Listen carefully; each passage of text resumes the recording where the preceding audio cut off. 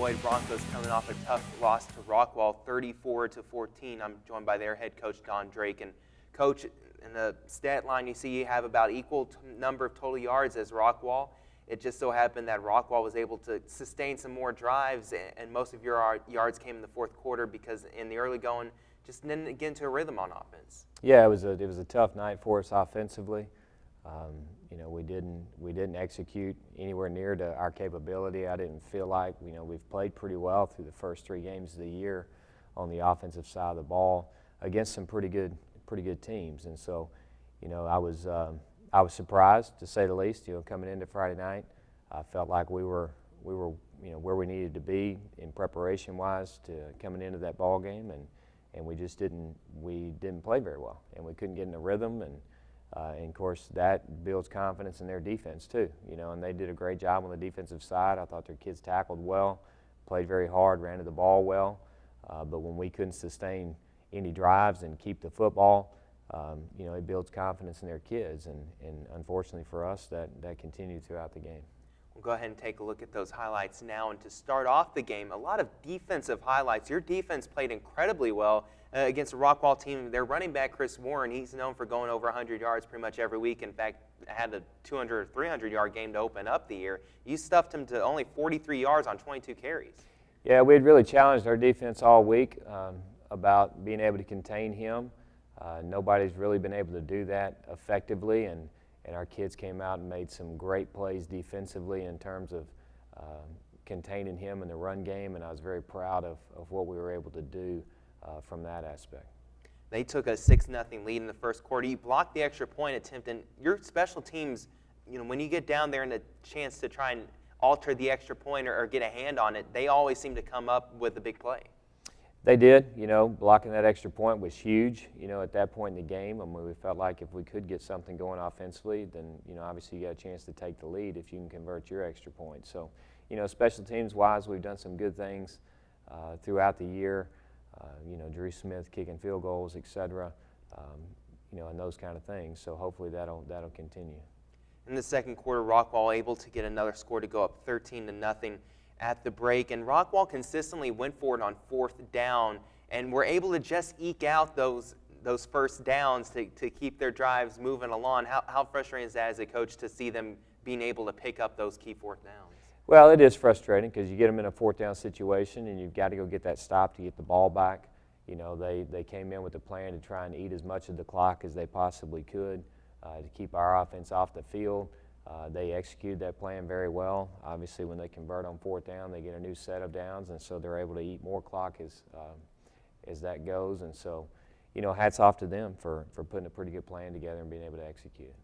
Offensively, you had another good game on the ground from Dedrick Scrivens, ran for 79 yards, able to run against a tough Rockwall interior defense, and Curtis Ladd threw for 184 yards and a touchdown in this game, but a lot of 3-and-outs in that first half. What was the problem for your offense trying to get the ball rolling? Well, we didn't execute very well, and it's not complicated. I mean, you've got to go out and perform, you've got to go out and execute, take care of your assignments, and we had done that, as I said, throughout the first 3 games of the year and done a really good job of it and moved the ball very, very well. And Friday night we had a number of mental busts and mental mistakes in terms of assignments, et cetera, that really made it difficult for us to consistently move the chains. What did Rockwall do on defense that made it so hard to move the ball against them? Well, I mean, we knew coming into the game, how they potentially would line up to play us, so it wasn't anything that we were surprised by. We had worked against it all week in preparation. They just did a much better job executing their defensive plan than we did executing our offensive plan. And so, hats off to them for having their kids ready to go. And we obviously have got to do a better job of getting our kids mentally ready to play.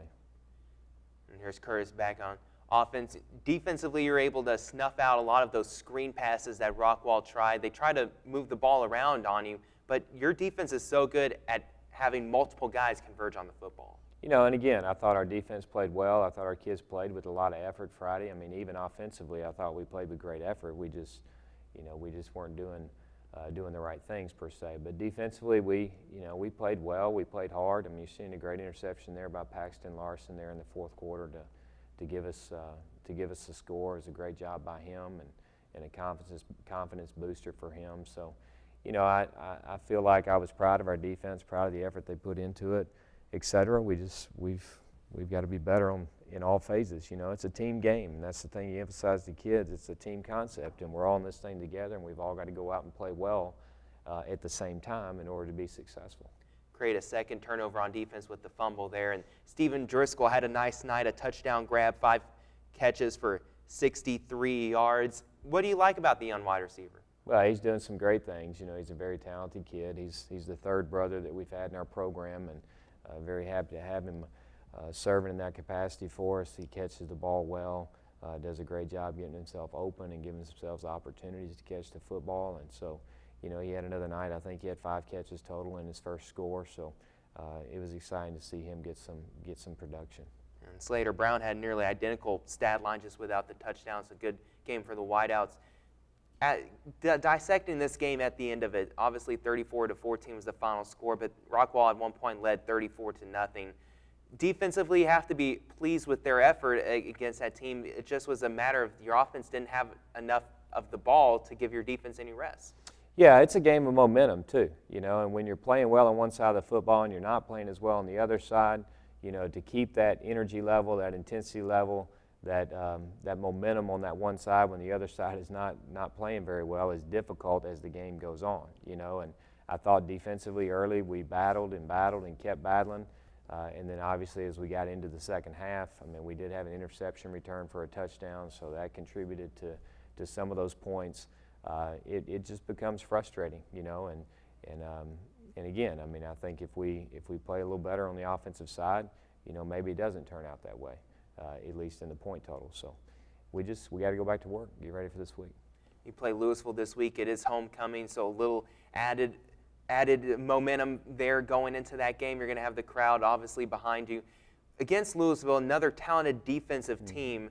You know, offensively, do you take what happened in this Rockwall game and just crumple it up and say, you know, forget about everything that happened, or do you say, no, let's look at what happened and let's try and change a few things going forward to Lewisville? Well, I always think you have to analyze, you know, what went wrong and figure out, you know, those areas that you need to address, et cetera. But I think, too, you also have to emphasize to your kids that, you know, you've played really well throughout 3 games. You didn't play so well the other night.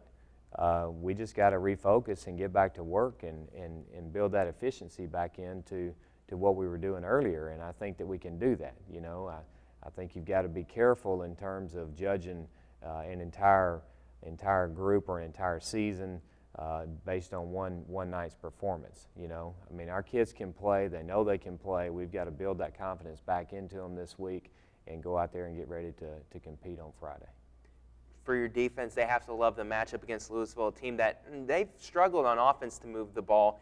Against Plano in their first game of the season, only 37 yards of offense, and last week against Arlington in a win, it was only a 14-10 game, very tightly contested. What are you looking to on defense do against Lewisville? Well, they want to come out and establish the running game, and so we've got to obviously take that aspect away from them and make them do what they don't feel as comfortable doing, which is throwing the football. So, you know, we've got to take away that run, which I feel like defensively we've done a pretty good job of that throughout the course of the year, and so, you know, it's kind of our strength, I guess, against their strength, and so, you know, we feel good headed into the ball game about that situation. You know, we've got to find some consistency offensively again in terms of moving the football down the field, keeping our defense off the field, et cetera. You know, Lewisville's coming off winning the last 2 football games, so I know they've got a lot of momentum. They've got a lot of confidence right now headed into this game, coming off of 2 victories. So, you know, we've got to bounce back. We've got to bounce back with our mental focus and make sure we're ready to go on Friday night. Obviously, going into district play, that's where it matters. That's where your record really matters, is how you do in district to make the playoffs. This is your final non-district game. You have a bye week after that to regroup a little bit going into district and evaluate where you're at. Does a win or a loss in this game mean a whole lot to you as far as moving forward into that bye? Well, I think a win this week's pretty significant. You know, you want to head into that bye week feeling good about where you are, you know, especially coming off last week's loss. I think it's critical that we go out and find a way to get a victory on Friday night so our kids leave the field Friday feeling good about where they are headed into that bye week, because I mean, that's a long bye if you're coming off a loss, you know. I mean, anytime you lose a game, you want to get back on the field as quickly as possible to try and take that feeling away. And so, we need to walk off winners Friday night so we can carry that win into that bye week. And it's always so important to feel good heading into a game, especially when you head into the first district game. Have you kind of kept an eye on how your district opponents are doing, the McKinneys, the Planos, and how they're doing, and how do you think that you're matching up moving forward in district play? Well, I mean, we always keep an eye on scores. We always have a pretty good grasp of how everybody's doing. Haven't seen those guys on film, so I can't really comment as to, what level they're playing at in execution and all of those kind of things. But yeah, we always keep an eye on how everybody's doing throughout the non-district schedule. But again, I think we all go into a bye week pretty much after Friday night with a week off in preparation for the first district game, and we'll be ready. We're excited about it. And Coach, it's homecoming. Good luck to you, not only in the game, but also in this fun week leading up to the game. And good luck to you again against Lewisville this upcoming Friday. Appreciate it. Thank you. It will be homecoming for the Boyd Broncos. They take on Lewisville. Lewisville coming in with a 2-2 record. Boyd right now at this point 1-3, looking to get to 2-3 on the schedule going into their bye week before district play starts in 10-5.